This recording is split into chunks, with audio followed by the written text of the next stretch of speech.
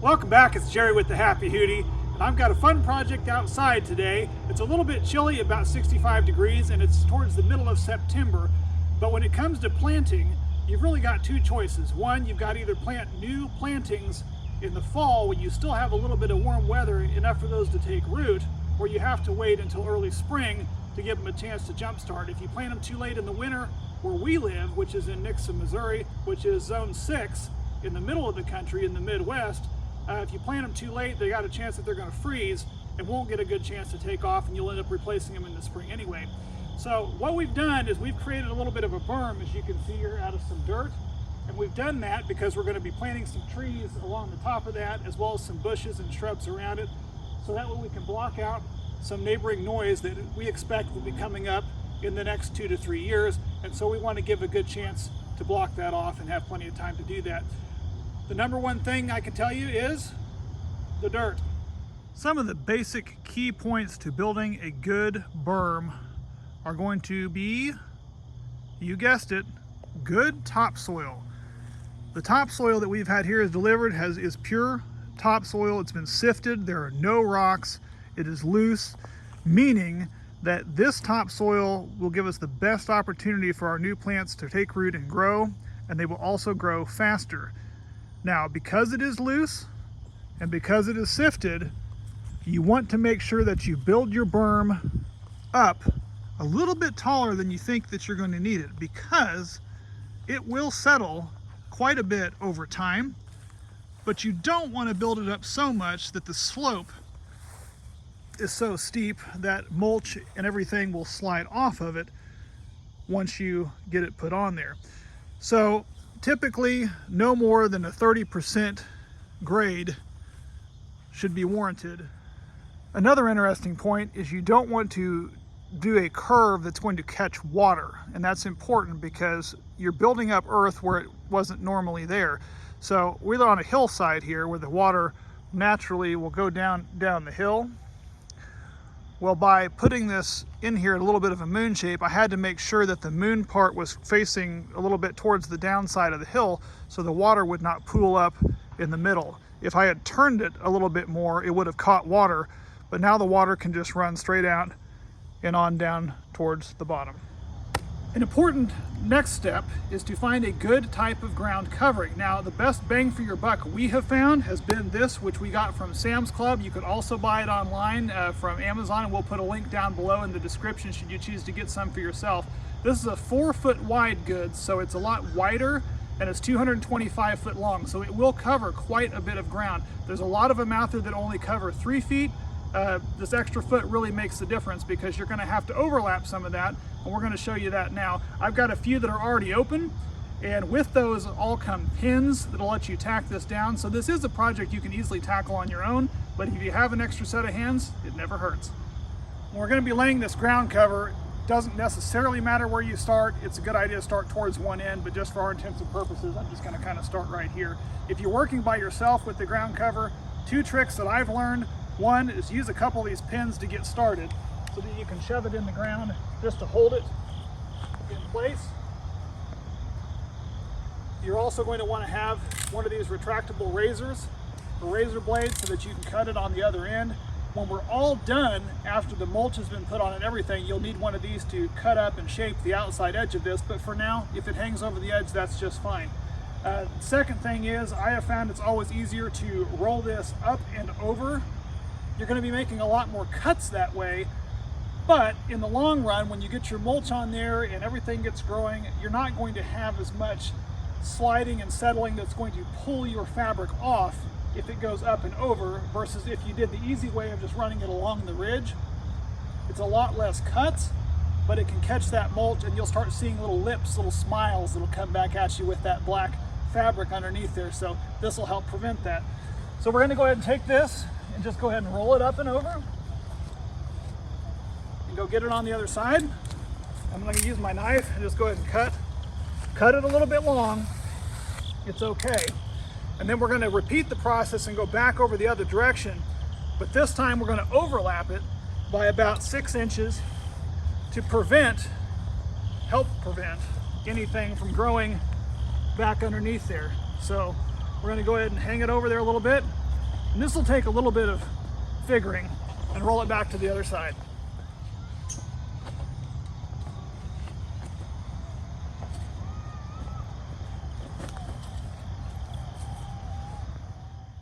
Yeah, it's coming along quite well.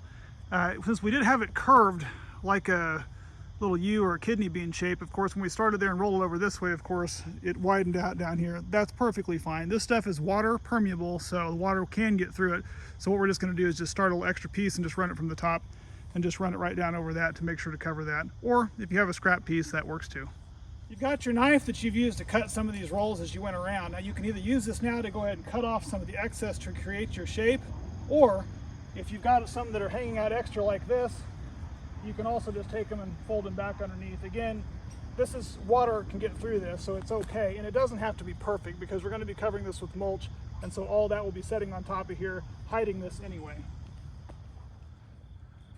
Good quality mulch is also super important. This right here is some blended cedar mulch.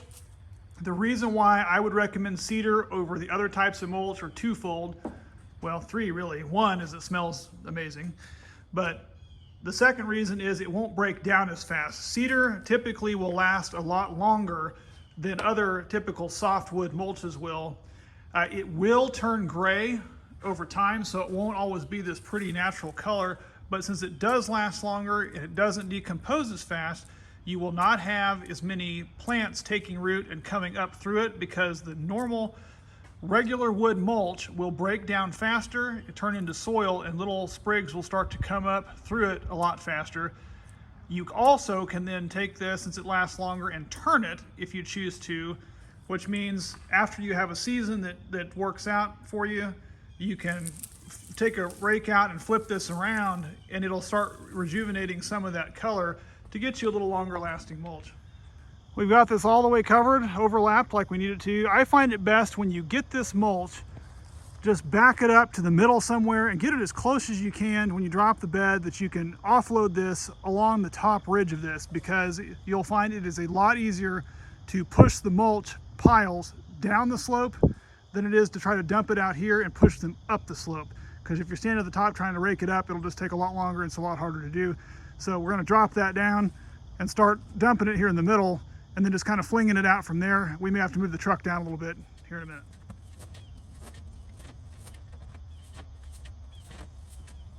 If you have an extra hand, you can have somebody else use a rake and kind of stand on the top and help push. If you're doing it by yourself, take breaks, drink plenty of water. Feel free to walk right in front of the camera. That works too. And just have fun with it, you know.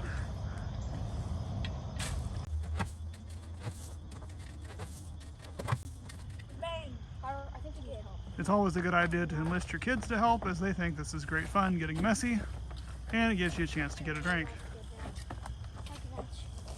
We've still got to spread it out. It's getting there. It's getting there. We've got a few light spots though, and once I drag this down and spread it around, it'll be pretty close to enough when it's done. We'll probably use another scoop, but we'll probably stop after these two and kind of see where it ends up. It took an extra scoop. I didn't have enough, so I had to go run back and get one more scoop, but that was plenty to go ahead and finish this off and give it a nice thick base coat of mulch. Covers the entire top of this. It looks really good.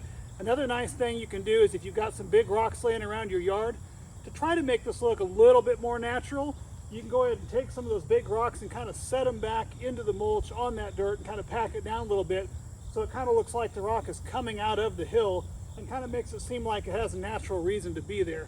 We've got one inserted now. We'll probably go ahead and put another one on this side and possibly one on the other side to try to make it look a little more natural. But let's go ahead and plant our trees so that you can see how we're going to do that. We had several of these Leland cypress trees that we're going to kind of scatter throughout here. It's a good idea to go ahead and put them where you think you want them and have a step back and look at them, because once these start to grow, you're not going to want to move them again or disturb them. So make sure you get them placed exactly where you want to have them before you get started. And then the planting is not that difficult. Once you've got the area established where you want your plant, simply go ahead and move your mulch aside, revealing that underlayment that we put in there.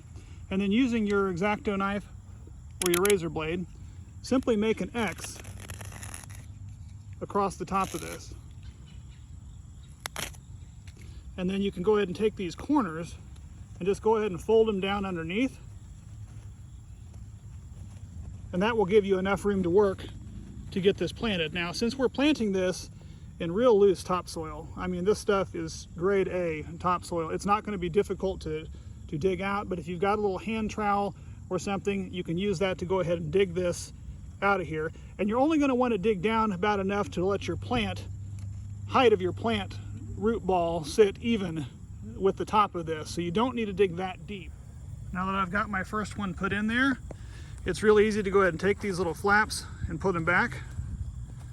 You don't have to do this. This is just something that'll help try to prevent some grass from taking root right around the base of that plant.